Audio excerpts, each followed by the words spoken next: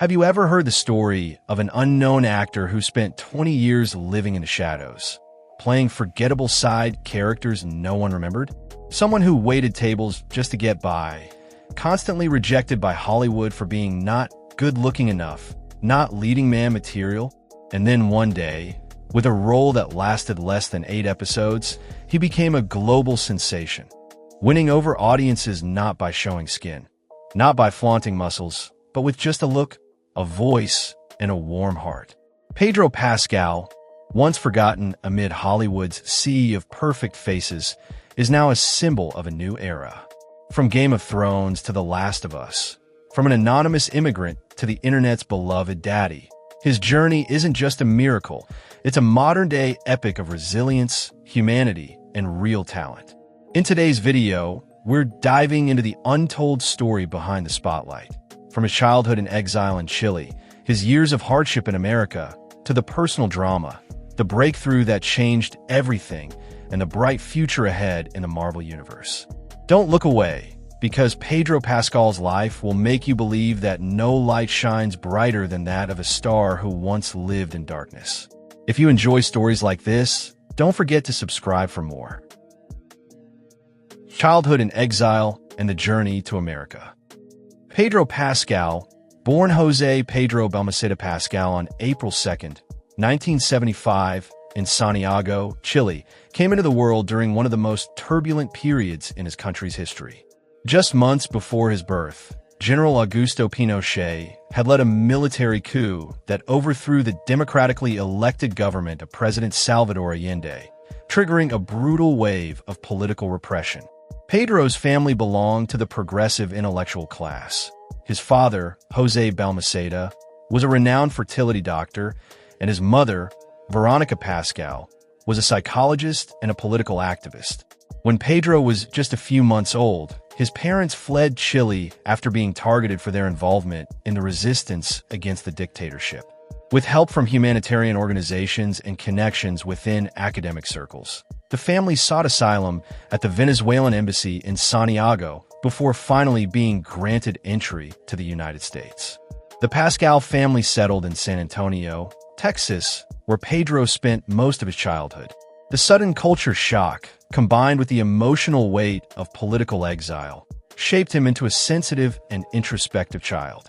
He later shared that living between two worlds, one of Chilean pain and one of a cold, modern America, made him acutely aware of injustice, inequality, and a need to express emotion through art. His mother, who would become a deeply sacred figure in his life, always encouraged creativity. His father, meanwhile, took a more traditional approach, instilling expectations around success and stability. But it was this blend of emotional depth and rational structure that helped Pedro develop an independent mindset, one that asked questions and wasn't afraid to take risks. At age 11, Pedro's family moved to Orange County, California. There, he had more opportunities to explore the performing arts. He fell in love with film, especially classic Hollywood movies and Shakespearean theater. His passion was fueled by nights spent watching TV with his mom and trips to local theater performances. Seeing his potential, his mother enrolled him at the Orange County School of the Arts, a specialized arts high school. There, Pedro received formal training in acting and stagecraft.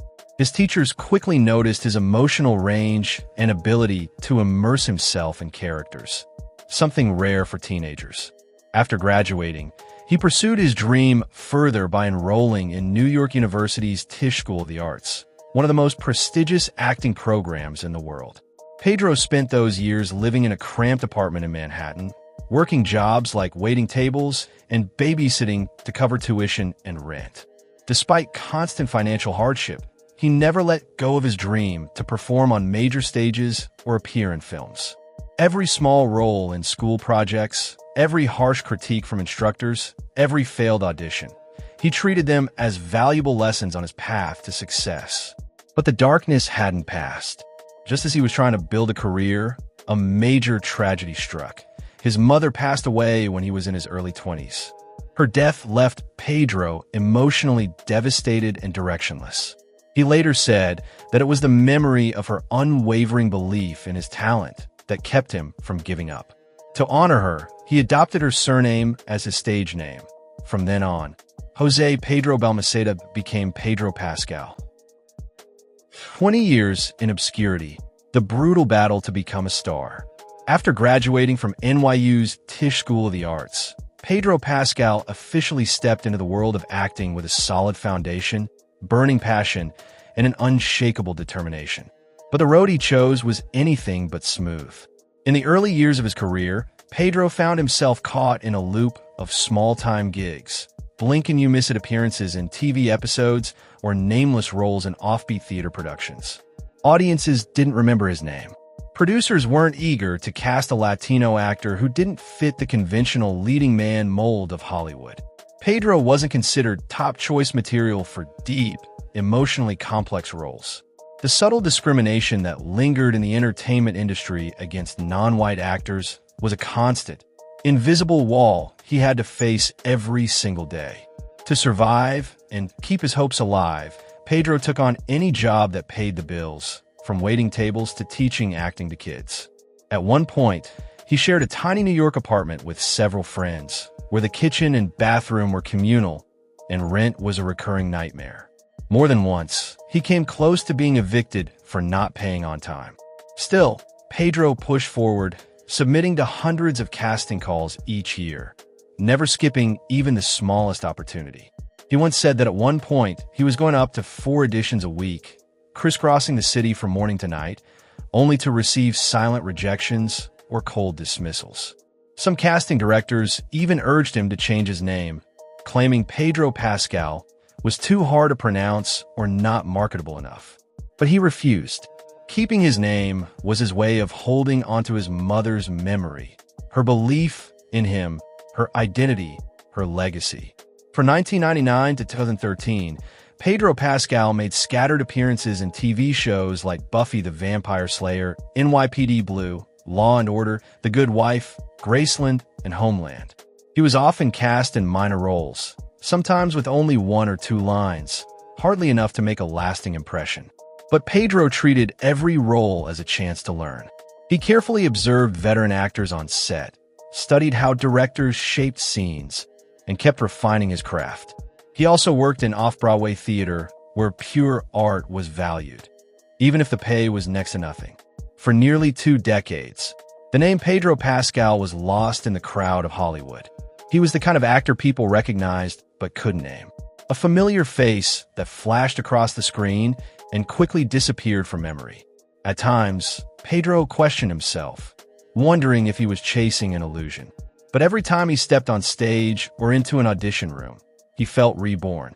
His commitment to storytelling and his belief that persistence would eventually pay off kept him grounded. He didn't have powerful connections. He didn't have a famous agent backing him. What he did have was grit, self-respect, and the heart of a true artist. Pedro once said, "If I don't make it as an actor, I wouldn't switch careers because I don't know how to do anything else besides tell stories." The turning point finally came in 2013, when he was invited to audition for a supporting role in Season 4 of Game of Thrones. The part was initially described as a hot-tempered, seductive, and dangerous character who would appear in just a few episodes. But Pedro delivered such a powerful audition that the producers took immediate notice. No one expected it, but the role of Oberyn Martell, a prince from Dorne with a fierce past and bold personality, turned out to be the golden ticket that unlocked the gates of Hollywood for Pedro Pascal after nearly 20 years of anonymity. The breakthrough with Game of Thrones and global explosion. Pedro Pascal's role as Oberyn Martell in the 4th season of Game of Thrones wasn't just his first big break. It was a destiny-defining moment that changed everything. Among the thousands of actors who auditioned for the wildly popular HBO series, Pedro was an unexpected choice for many viewers. But to showrunners David Benioff and D.B. Weiss, he was the perfect fit in the most uncanny way. Pedro submitted a self-taped audition video where he brought Oberyn to life with fiery eyes, a hypnotic cadence, and a commanding presence blended with swagger and defiance. The clip, sent through his close friend, actress Sarah Paulson, immediately caught the attention of the producers. They saw in him the embodiment of Oberyn, the charismatic Prince of Dorne, a romantic yet deadly warrior with a score to settle. Known as the Red Viper, Oberyn Martell was one of the most distinctive and electrifying characters in the entire series. He arrived in King's Landing not just for a royal wedding, but to seek vengeance against the Lannisters for the brutal death of his sister, Elia Martell. Pedro's portrayal made Oberyn an icon, an openly bisexual fighter who was free-spirited, clever, sensual, and deadly. In a show full of layered characters, Oberyn stood out like a storm, intense, unforgettable, and unapologetically bold. In just a few episodes, Pedro Pascal etched his name into pop culture history, accomplishing in weeks what he hadn't been able to in the previous 20 years. The response from fans and critics was instant and electric. People praised how he gave depth and humanity to a character that could have easily been a stereotype. On social media, Pedro Pascal became a trending name. Oberyn's lines were quoted widely, especially his haunting declaration before his gruesome death. The fatal battle with the mountain became one of the most shocking and gut-wrenching moments in the entire show. The brutal end only cemented his status in viewers' minds. A man of ideals, passion, justice, and a tragic fate. What's remarkable is how the character's influence extended far beyond the limited screen time. After Game of Thrones aired, Pedro became a hot commodity. He was no longer just another familiar face on TV. He was now one of the rare Latino actors being seriously considered as a Hollywood leading man. Fashion magazines lined up to feature him, and journalists rushed to cover his from nobody to royalty arc as the Prince of Dorne. But even more important was what Pedro felt. For the first time, he was truly seen, not just for his talent, but for who he was as a person. Pedro handled his rising fame with notable intention. Instead of jumping at every flashy, formulaic role thrown his way, he chose his next projects carefully. He turned down lead roles in several B-level action films, opting instead for series with depth and meaningful narratives. His smart script choices helped him avoid being pigeonholed as the hot Latino warrior, and instead broadened his range with complex characters and distinct styles. In later interviews, Pedro often referred to Game of Thrones as a blessing.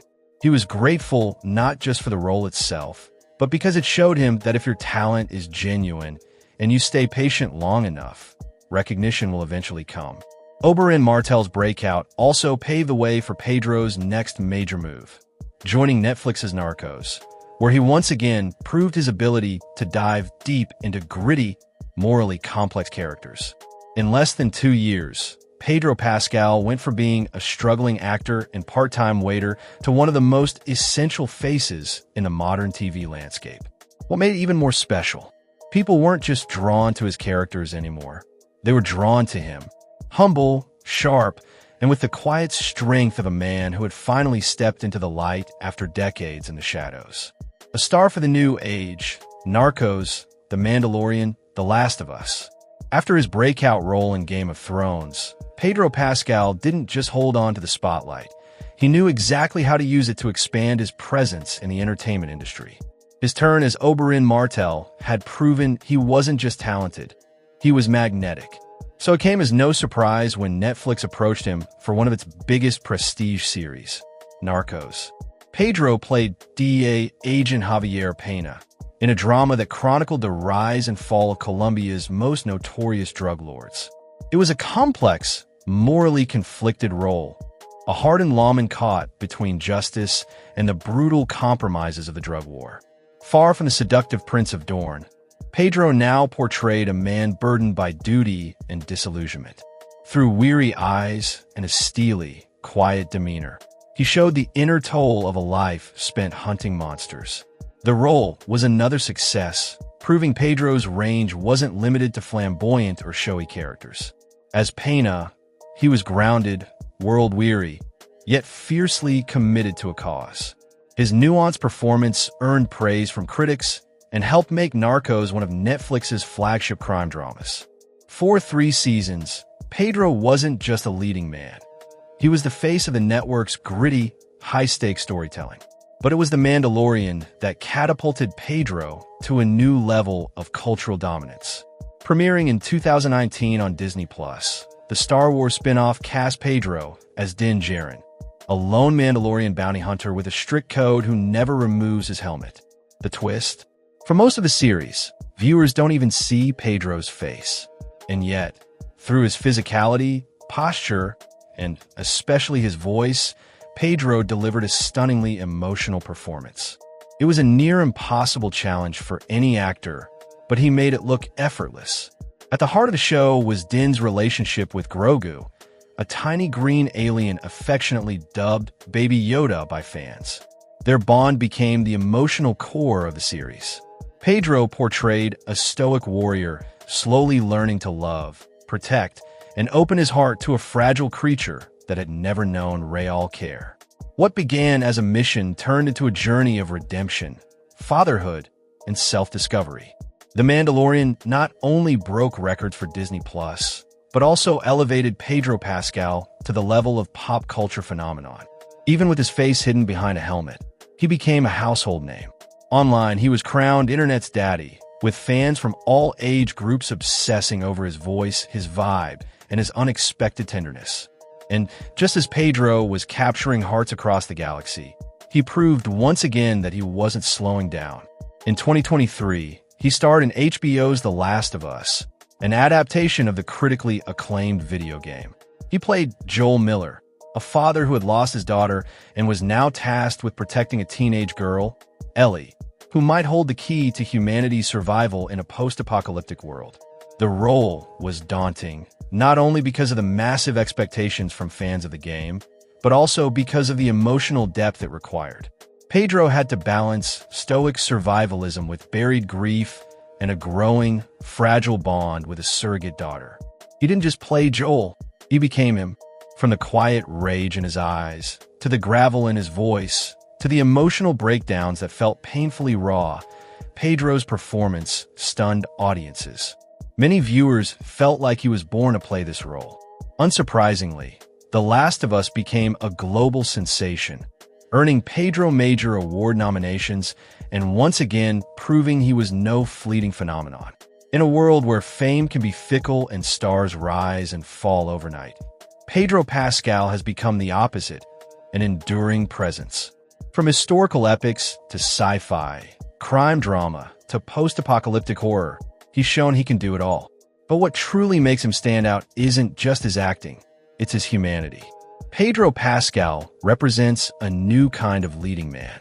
He doesn't rely on chiseled abs or movie star arrogance. He doesn't chase shock value or flash. What he brings instead is sincerity, humility, and stories that resonate. His characters feel real because he feels real. And that's why, every time he appears on screen, audiences can't look away. Wealth, fame, and the journey to becoming a Hollywood icon. Once a nameless actor going to hundreds of auditions a year just to survive, Pedro Pascal is now one of the most powerful and in-demand names in Hollywood. From blurry side roles in long-forgotten TV episodes, he has climbed into the ranks of A-list stardom, with major studios like Disney, HBO, and even Marvel reserving roles for him in advance. His success didn't come from luck. It was the result of tireless hustle and real artistic dedication. And as a well-earned reward for that journey, Pedro Pascal is now estimated to have a net worth of $10 to $15 million. That might not be astronomical by superstar standards, but it's incredibly impressive for someone who only truly broke out within the last decade. Most of Pedro's income comes from three pillars: The Mandalorian, Disney+, The Last of Us, HBO, and high-profile brand endorsements, including global campaigns for Prada, Loewe, and Zalando. For The Mandalorian, he reportedly earned around $600,000 per season early on, a figure that has grown significantly in later seasons. For The Last of Us, sources estimate he makes about $70,000 per episode. Interestingly, that's slightly less than co-star Bella Ramsey, who played Ellie and had more screen time in some episodes. Still, no one doubts Pedro's central role in both series. He is the face, the anchor, an emotional heartbeat for audiences worldwide. Despite his wealth and fame, Pedro Pascal doesn't live a flashy life. He doesn't flaunt mansions, drive exotic cars, wear million-dollar watches, or make the rounds at every Hollywood party. Quite the opposite. He lives modestly, often takes public transportation when in New York, and has been spotted drinking coffee alone on a sidewalk cafe. Among friends, he's known for his humor, his gentle self-deprecation, and his warm, unassuming presence. That humility has become one of his defining traits, setting him apart in an industry often fueled by ego and image. Pedro once said, "I spent too long being invisible for fame to make me forget who I am." And that's exactly what keeps him grounded, no matter how bright the spotlight gets. But what makes Pedro Pascal a true cultural icon today isn't just his paycheck or popularity. He embodies a new kind of modern hero. Not perfect, not sculpted like a comic book character, not traditionally masculine in the Hollywood sense, but warm, soulful, and emotionally real. On social media, fans lovingly call him Internet's daddy, everyone's favorite zaddy, or the sexiest uncle on screen. Not because of his looks, but because of the safety, strength, and softness he radiates. In a time when audiences crave complexity, empathy, and healing from the characters they watch, Pedro Pascal is the perfect fit. His rise from an underdog Chilean immigrant to a global star is more than just a personal victory. It's a reflection of the changing face of Hollywood. A once exclusive industry is finally making room for stories, voices, and identities it used to overlook. And Pedro is living proof of what happens when that door finally opens. Soon, he's set to play Reed Richards, Mr. Fantastic, in Marvel's upcoming Fantastic Four reboot, placing him at the center of the world's biggest cinematic universe. It's not just another role, it's a landmark moment.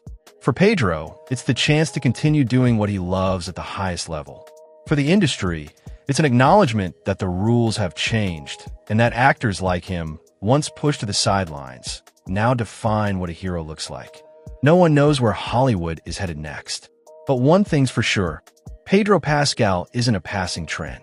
He's a lasting presence, a living testament to the idea that real value doesn't lie in viral moments or overnight fame, but in the long road, the struggle, the choices, and the soul poured into every performance.